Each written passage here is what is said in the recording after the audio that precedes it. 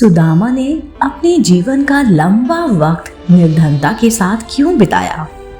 मित्रों, जब कभी भी एक सच्ची मित्रता की मिसाल दी जाती है तो सबसे पहले जिनका उदाहरण हमारे दिमाग में आता है उनका नाम है कृष्ण और सुदामा। आपने इनकी घनिष्ठ मित्रता से जुड़े कई पौराणिक किस्से जरूर सुने होंगे, परंतु मित्रों, क्या कभी आपके मन या मस्तिष्क में ये प्रश्न उठा है कि एक आश्रम में शिक्षा दीक्षा प्राप्त करने के बाद भी कैसे इसमें से एक मित्र यानी कि कृष्ण तो आगे चलकर द्वारिका के राजा बने, परंतु सुदामा ने जीवन का लंबा वक्त निर्धनता के साथ बिताया। क्या भगवान कृष्ण को अपने मित्र की इस स्थिति का पता नहीं था, या फिर यह भी मुरलीधर की कोई ना कोई लीला थी? जान लेंगे इन्हीं कुछ प्रश्नों के जवाब आध्यात्मिक कहानी के द्वारा। हमारे आज के विषय पर और मित्रों, सुदामा जी के इतने निर्धन क्यों थे, इसके पीछे एक पौराणिक कथा है जिसके बारे में हम अभी विस्तार से जानेंगे। बहुत समय पहले की बात है। किसी गांव में एक वृद्ध महिला रहा करती थी जो बहुत गरीब थी। पूरे दिन भिक्षा मांग कर किसी तरह से वो अपना गुजारा किया करती थी। उसके पास एक झरझर कुटिया और पुराने फत्ते कपड़ों के अलावा कुछ भी नहीं था। एक बार 5 दिनों तक उसको कहीं से भी भिक्षा नहीं मिली। उसकी भूख काफी बढ़ चुकी थी और वो हताश थी, लेकिन बेचारी रोज पानी पीकर भगवान को याद कर कर सो जाया करती थी। छठे दिन उसे दान में कुछ चने मिले और उसने मन ही मन ईश्वर को धन्यवाद कहा और उनके उस चनों को एक पोटली में भरा और अपने सिरहाने रखकर यह सोचकर सो गई कि अगले दिन वो इन चनों का भोग लगाकर खा लेगी। लेकिन उसी रात उसकी कुटिया में कुछ डकैत आ गए और उन बदमाशों ने कुटिया में इधर उधर काफी देर खंगाला पर उन्हें कुछ नहीं मिला। अचानक उनकी नजर उस महिला के सिरहाने पर गई। उसको वो पोटली दिखी और उन्हें लगा कि उस पोटली में जरूर कोई ना कोई कीमती चीज है। तभी महिला इसको सिरहाने रखकर सो ही रही थी। बस फिर क्या था, वह चोर उसको धीरे धीरे उस बुढ़िया के पास गए और उस पोटली को उठाकर वहां से भाग गए।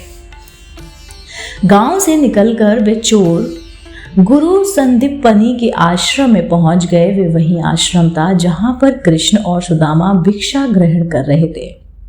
कुछ देर बाद जहां पर छिपे थे वहां पर गुरु माता गुजरी और जब चोरों को किसी के आने का आहट हुआ, वो घबरा गए और जल्दबाजी में पोटली वहीं पर छोड़कर भाग गए।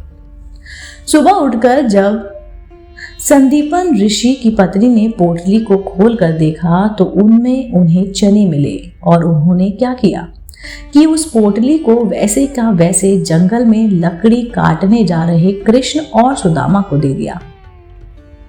इधर गांव में अगले दिन जब वृद्ध महिला नींद से जागी तो उसने देखा कि वहां पोटली नहीं है।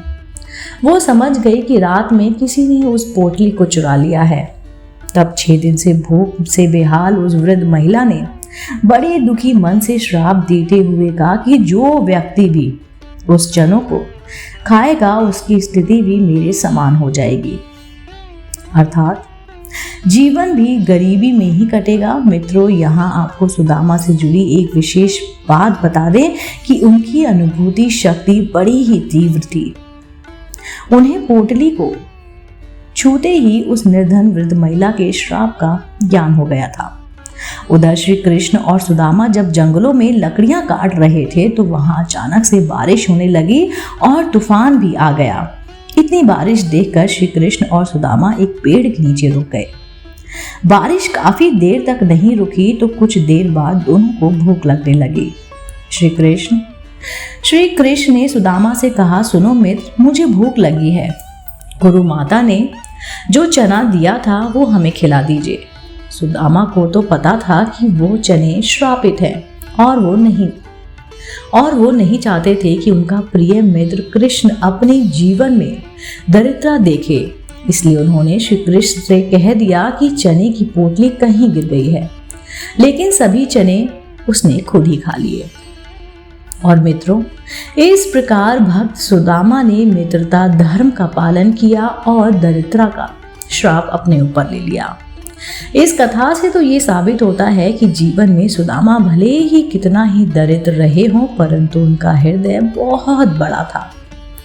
भौतिक दृष्टि से आप भले ही सुदामा को निर्धन कह सकते हैं, पर आध्यात्मिक दृष्टि से तो उसने धनी इस संसार में कोई था ही नहीं जिसने दरिद्रता का भी इतना बड़ा श्राप प्रभु से अपने ऊपर ले लिया हो।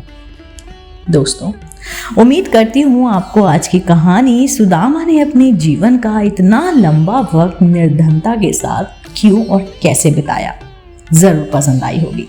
अगर आप ऐसे ही धार्मिक पौराणिक कहानी कथाएं सुनना पसंद करते हैं तो आप मेरे चैनल आध्यात्मिक कहानियों को तुरंत से लाइक कीजिए, शेयर कीजिए और सब्सक्राइब कीजिए। मैं आपको मिलती हूँ जल्द ही इसी चैनल पर नई रोचक जानकारी और कहानी के साथ। आप देख रहे थे आपका अपना पसंदीदा YouTube चैनल आध्यात्मिक कहानियाँ।